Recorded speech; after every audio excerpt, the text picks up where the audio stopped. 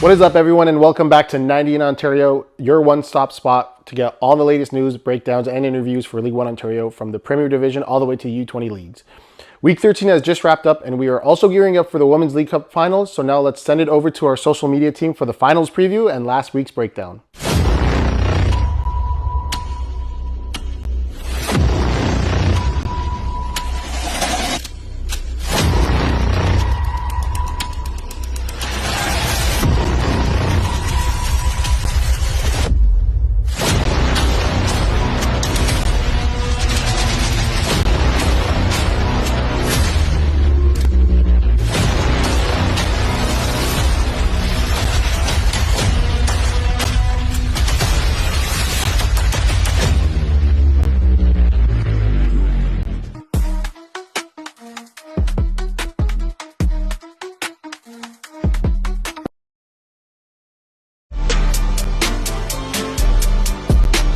I don't give a f if you love me.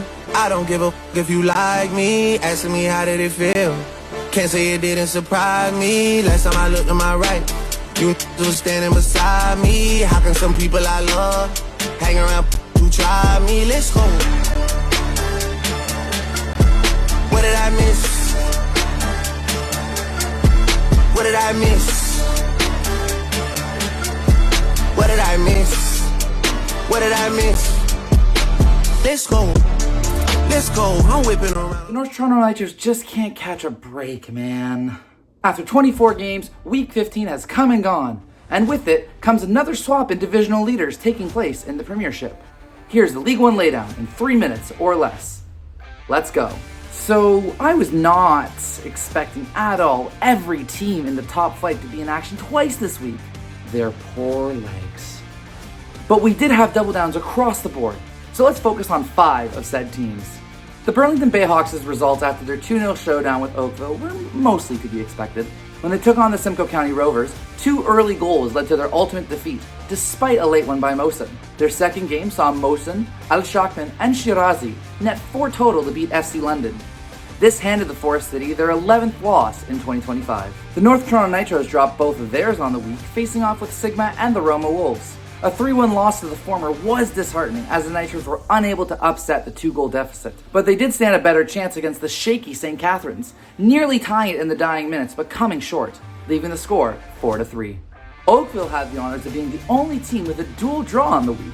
Even weirder than that was the fact that both games were 1-1 draws. Jaden Sanders and Tyler Yasaka found mesh in either meeting, but were ultimately matched by Woodbridge's Whitaker Francis and SCR's Wishart.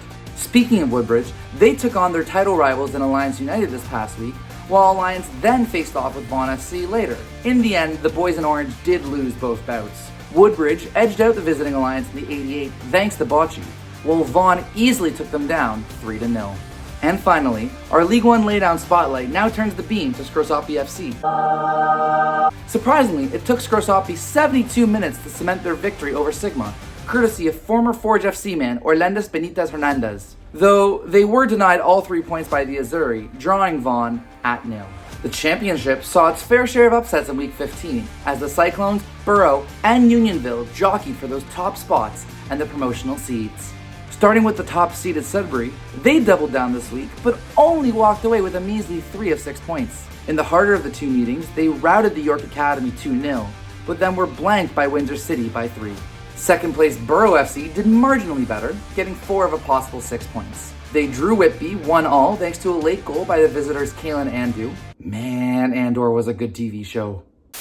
And now back to your regularly scheduled program. The Borough did beat Waterloo United thanks to goals by Spence and Abrams. One more step down the table brings you to Unionville Milliken, as they beat the Double W's who took on the top 2 sides, Whitby and Windsor. Goals in the 23rd and 89th had UMSC clean sheet the Rose City's finest.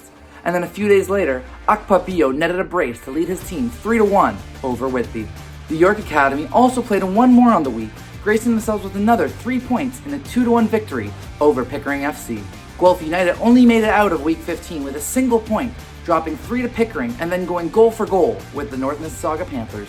Oh yes! Chicharito de la partida, lanzado, gol, gol, gol. He's done it!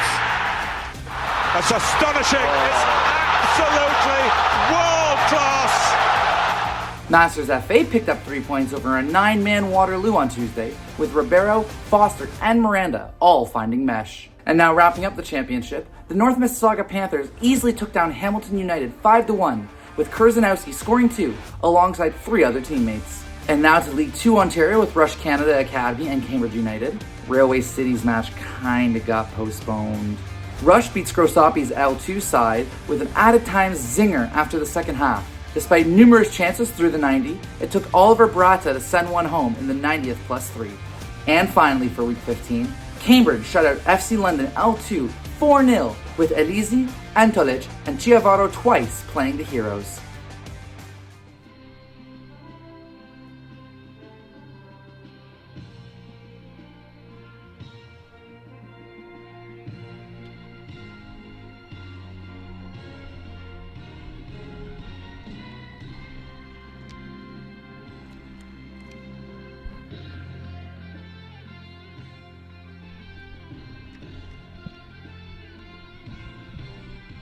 Sigma FC earned a well-deserved 3-1 victory over North Toronto on Sunday afternoon in League 1 Ontario Premier Men's action, securing vital 3 points to stay in the playoff hunt. Heading into the match, Sigma held a 4-3-7 record and sat 9th in the standings, eager to bounce back from a narrow 2-1 defeat to Scrosoppi. North Toronto, meanwhile, was second last with a 3-1-9 record and riding a 2-game losing streak.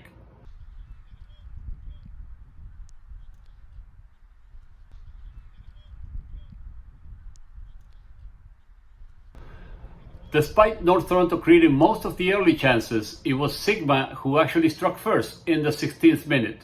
Oliver Cloud pounced on a poorly taken throw-in and quickly fed Dante Ruddock, who made no mistake placing his shot beyond the goalkeeper's reach to open the scoring.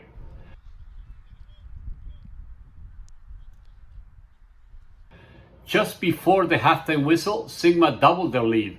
A long goal kick was flicked on by Daniel Spirit and met by Saint Bruno, who finished coolly with the outside of his right foot to give the home side a 2-0 cushion heading into the break.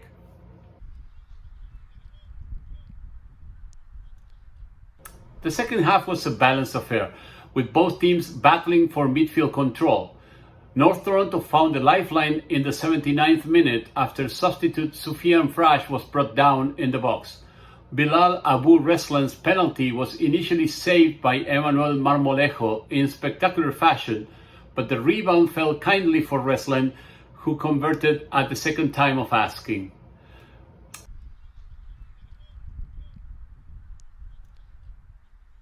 Any hopes of a comeback were dashed just moments later as Sigma substitute Andrew Piccolo made an instant impact. Barely on the pitch, he chested down a loose ball and volleyed it home in one fluid motion to restore the 2-goal lead and seal the victory. It was a spectacular goal.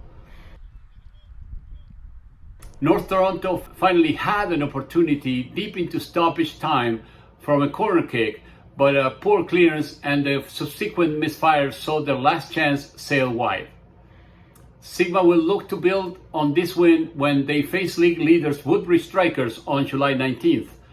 North Toronto, meanwhile, faces a tough week ahead with a midweek L1 Cup match against the always difficult Scrosoppi and a Sunday trip to face bottom of the table FC London.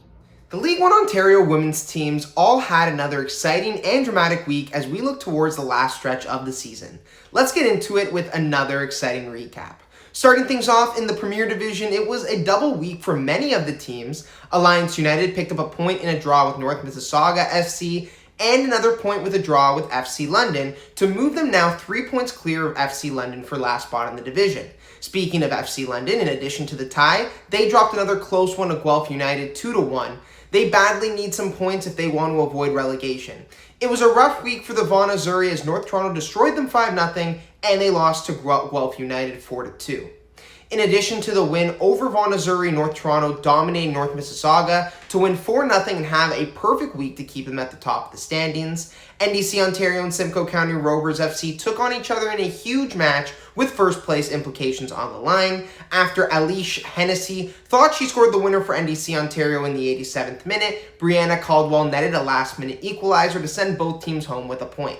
Moving on to the championship division, it was a double week for Pickering FC. In their first game, they dismantled Burlington SC 5-0 with the help of Naya Cardoza, who netted a first half brace. In their second match against Hamilton United, it was Hamilton United coming out on top in a 3-1 win. Scorsopi FC had a double game week as well, and they really struggled to capitalize. In their match against Unionville Milliken SC, they had to settle for just a point in a 3-3 draw. And their matchup against Whitby FC, they had to once again settle for a point in a 0-0 draw. Due to the drop points, they sit 1 point back of Pickering for first, but do have a game in hand. While Hamilton United sit in third, they are just 4 points back of Pickering for first with 3 games in hand. Whitby had a double week as well, but like Scorsopi, ties seem to be the theme of this week, as in addition to their draw against Scorsopi, they tied 1-1 to Rush Canada Academy. Finishing up with the Women's League 2 division, starting with the Southwest, Railway City FC and St. Catharines Roma matched up in a top-of-the-division tilt. Raquel Mitchell's goal in the 17th minute was the difference as Railway City took the match 1-0. Cambridge United destroyed Rush Canada Academy 5-1 off 2 goals from Katie Haley. The win now puts them third in the Southwest. Division-leading Waterloo United walked through FC London 4-0 to maintain their spot as first in the division. Moving to the Northeast, the Woodbridge Strikers continued their near-perfect campaign with a 2-1 win over Whitby FC. They sit in first place with a comfortable lead over second place. North Toronto had a double game week, and in their first match, they took down Alliance United in a high-scoring 3-2 win. However, in their second match, it was Simcoe County Rovers controlling the game with a 6-0 victory to now put them both even in points in the standings. All right, thank you to everyone for the breakdown, and to fully wrap up, we will present the performances of the week fueled by Gatorade.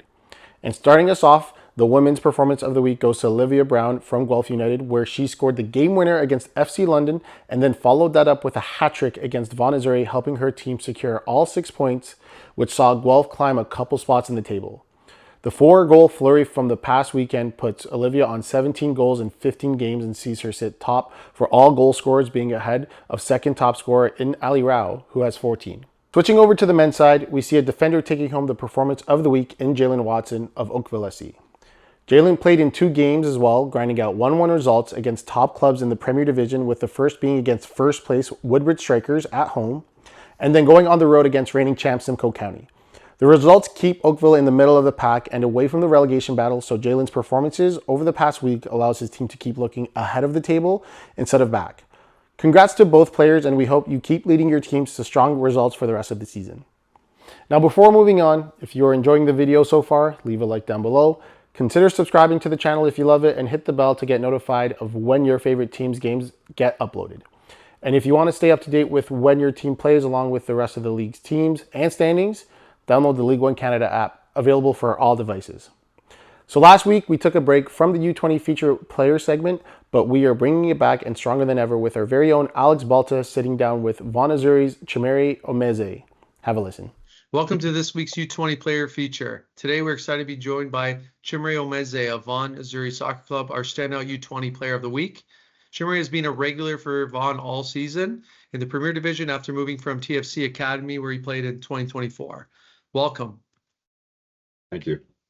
Hey, good to have you on. Man, a few words in introduction, but I'll dive right into the questions.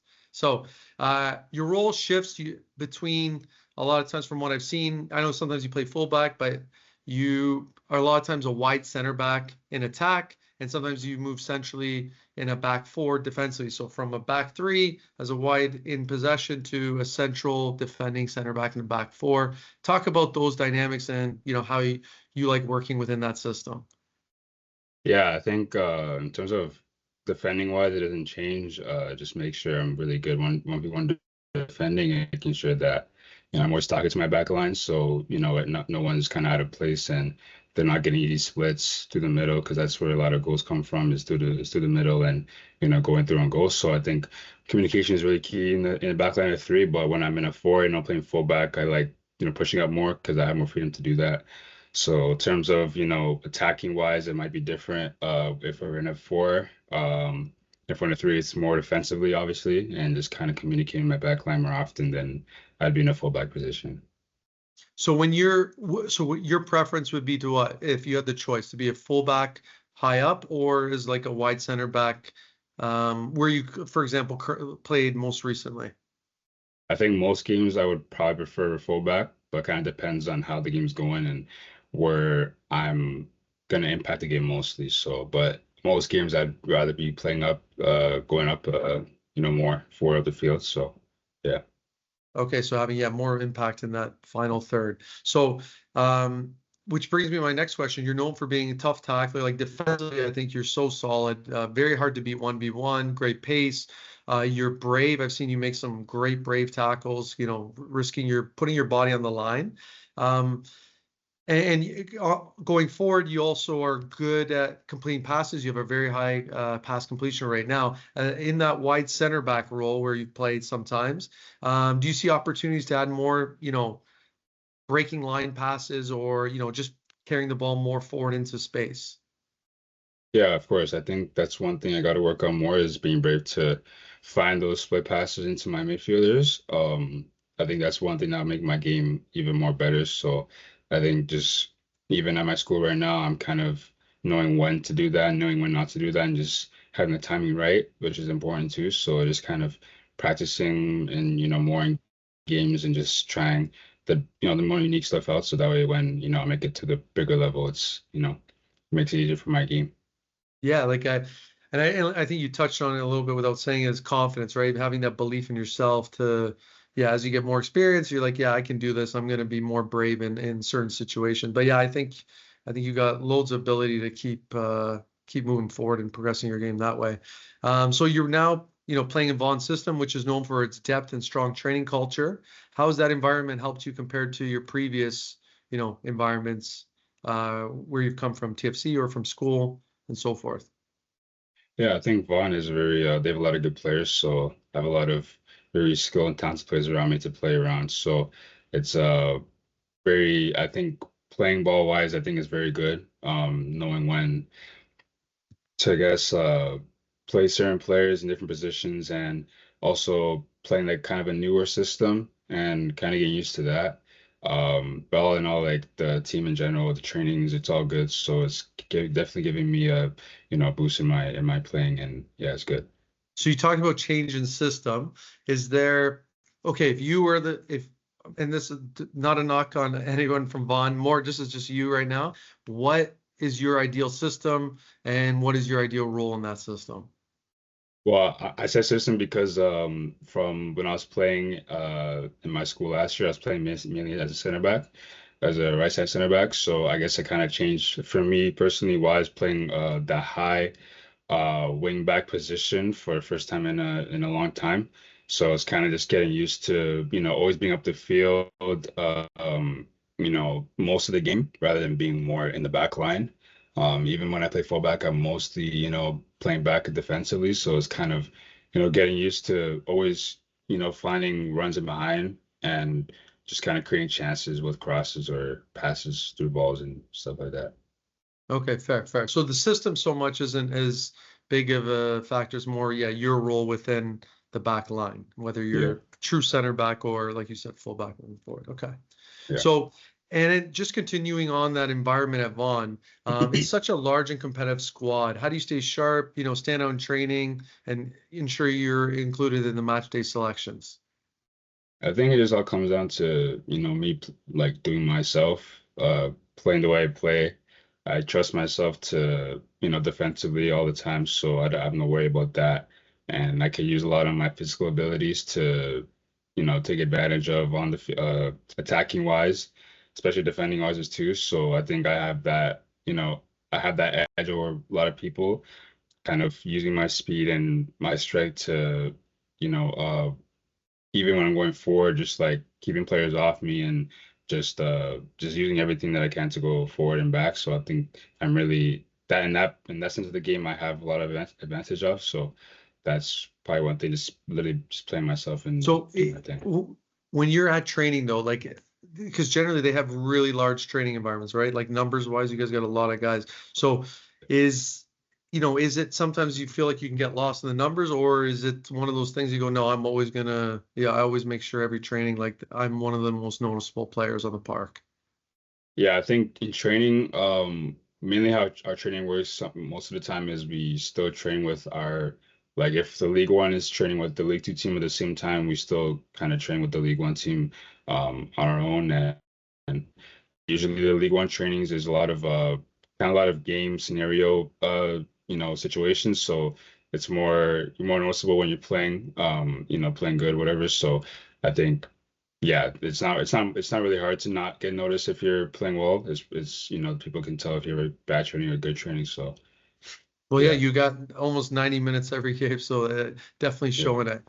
And lastly, like looking ahead, what are your long-term goals in the game? Like, within Cane soccer, overseas, what would you say is, ideally where you want to see yourself in 5 years? My main goal is to make the professional level, hopefully overseas. My obviously short-term goal is to, play good at the college level and kind of go from there. Hopefully, get in the Canada squad. Just to update sorry to interrupt you, update our Yeah, our listeners, where are you playing currently in school? I play at Syracuse University in New York. And yes, yeah, I know, yeah, and yeah, great school, great opportunities there. Sorry, keep going. Yeah. So yeah, just kind of going on from there and obviously having a chance with the Canada squad and obviously I played it before, so I know kind of a little bit how they work, how they do stuff. So it's not, totally brand new to me. And yeah, just kind of make it to the highest level possible in my career. I think I have the ability to do that and I have the aspirations. So that's kind of yeah, where I see myself. I definitely think you've got the ability, and from what I've seen, and I hope that you keep progressing. And looking forward to see how your season finishes this coming summer. And we wish you best of luck going forward. Thank you. Thanks for coming on. Take care. Thank you, you too. Bye.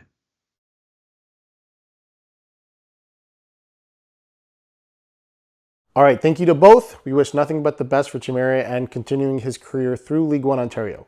But with that, we can now look forward to the upcoming weekend where we have two massive matches of the week. So without further delay, let's send it over to Carlisle and Azaz for the interviews and breakdown. Bryn, thanks for making time to do this with us today.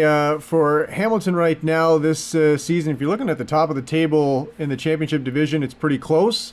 Depending with some games in hands, you could find yourselves on top of the table and all things are said and done. So how are you feeling about the way the season's gone so far? I think it's gone really well. I think at the beginning it was tough. We didn't have a lot of players back for the first few games of the season. So we started kind of closer to the bottom of the table, but as the seasons went on and everyone's come back and learned to work with each other a bit more, it's definitely gotten better. And as you can tell, we're sitting close to the top. So yeah, like you said, I think if we can keep performing the way we are, it's looking good for us. How do you think of your role within the team? Obviously as captain, but also positionally. I know you're not someone who's responsible for goal scoring necessarily, but how do you help the team in other ways? I just try to be as good of a leader as I can. I kind of emphasize just bringing kind of fun and enjoyment to the environment. I think kind of one of the most important things of having a successful team is having good team chemistry, good cohesion, and everyone just enjoying being there and having a good time. So I just try and create that environment for my team. And I think that's honestly one of the things that's made us most successful. Is just everyone actually enjoys being there and has a good time while we do it. Results help too when you're winning games. Yeah, definitely. How do you feel about, the way the rest of the season now is laying out ahead of you in terms of maybe expectations for what this team is maybe thinking about at the start of the season to where you're at now? Obviously, realistic chances of being at the top of the table, promotion even, that's on the table. Right from the beginning, we had the mindset that we were a good team and we could be successful and do well. I think going into the last end of the season, it'll be a bit tough as we have a lot of players from the States who have to go back to school early, so we'll be missing a few players, but we have a lot of young talent that's also able to come in and help us out. So I think as long as we can keep doing what we're doing, we'll be successful. Chris, thanks for making time today to chat about the season so far for Whitby. I know right now, if you look at the top of the standings for the Women's Championship Division, it's pretty tight. There are 5 teams. I think 5 points separate them. Some games in hand involved there as well. So how are you feeling about where Whitby stand right now on the table? Feeling really good. I mean, it's a group of people that have come together. Our defensive work is leading the league. I've been really impressed with the effort, the desire to have success. In terms of the league, what a league! I mean, every game I watch, it's great football, and the players, the coaches. It's just been, and that's why you see. I think each week you might see a different team at the top, and another team's in second, another team's in third. It's like you cannot take any team for granted, and everybody's out there giving it their all. Has there been a highlight in particular, whether it's maybe a team performance that stands out for you or an individual performance so far this season that sums up maybe a highlight for Whitby so far? I think a part that all teams experience is the league is a grind. Making a trip to Windsor and coming away with points. We're in a stretch now, as most teams are, with multiple games and not a lot of days, and trying to balance the players, who you have in each game. You have multiple, like the League 2 and the under-20s. Just seeing the players being able to go into this and then come out successful, motivated, I think is a highlight to me. When it comes to expectations for the season coming in and, looking where you're at right now in the standings, and certainly as we enter the home stretch of the season, how are you feeling about maybe where those expectations were at the start of the season to where we're at now? I mean, League 1 is a very difficult league. I don't care what division you're in, and having experience in the men's League 1 side and now the women's League 1 side, your expectations, it's where are the players this year? And I mean, each team can slightly move and adjust, and you just know every game you go in is going to be competitive, and you want to compete. And I feel that we have competed. If I had to pick a goal of where we are right now, would be I want us to be engaged. I want us to be motivated. I want us to be feeling that, we have this next game. We're supporting one another, and I'm seeing that. All right, Chris, thanks for doing this, and best of luck the rest of the way. Yeah, cheers, Carla. Hi, everyone. Welcome back to another League 1 match preview. St. Catharines Roma versus Vaughan Azzurri. So a Calcio derby this Friday at 8 p.m. Now, if you've seen a few of these that I've done in the last couple of weeks, you'll have noticed there's a little bit of a theme, which is that it's so friggin' tight at different parts of the league. And then these teams are playing each other, and it's no different this Friday in this one. In fact, St. Catharines Roma and Vaughan Azzurri are about once again as even as it gets. The table says it all.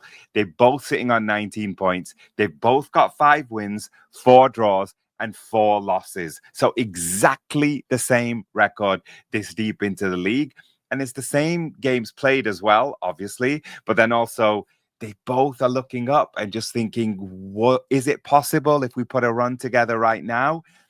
So let's see how they've got here. So Vaughan Azzurri, they've actually been way more free scoring, 30 goals so far, showing a lot of attacking intent and their ability to create chances. That said, they've probably conceded more than they like as well, but they're still sitting on a +7 goal difference. So obviously they're sitting ahead of St. Catharines. On the other hand, they've been very balanced, 26 goals for, 26 goals against. So, I mean, they're as likely to score as they are to concede, and that's got to be promising for Vaughan Azzurri. But you know what? St. Catharines know how to grind out a result. And at the end of the day, the wins and the draws are more important. And at this point, whoever wins this gets to go ahead. So what, we predicting a draw? Now, this isn't just a mid-table clash. Obviously, there's a lot of pride with both of these teams wanting to get one up on the other. And it's the other one is they're looking to start the climb. And a 3 points here will just start a little bit of that gap as well. And they can push on. And both sides will still have some aspirations to do even better as the season unfolds. And then there's obviously what I just said as well. The pride factor in this game is going to be huge. It's going to be a pretty intense game. And you know what? The 3 points is the thing that could obviously shift the momentum in one of their ways. So, my opinion, expect goals, expect urgency, expect a fired up crowd, and you can be there. Kickoff is at 8 p.m. this Friday. They've got the same record. I think they've got the same ambition. Now let's see who wants it more or who just gets lucky. All right, thank you to both. And with that, that is all we have for this week. If you enjoyed the video, hit the like button. Consider subscribing if you loved it. Don't forget to check out our Instagram page at League1 Ontario for Teams of the Week and any other breaking updates. And we'll see you all pitchside.